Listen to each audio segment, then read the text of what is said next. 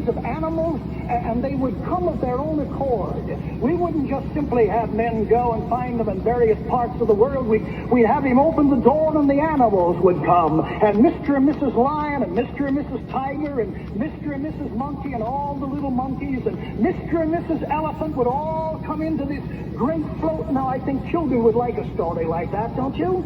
And then if I wrote my bestseller, I would have a story about a little boy who fell asleep in church.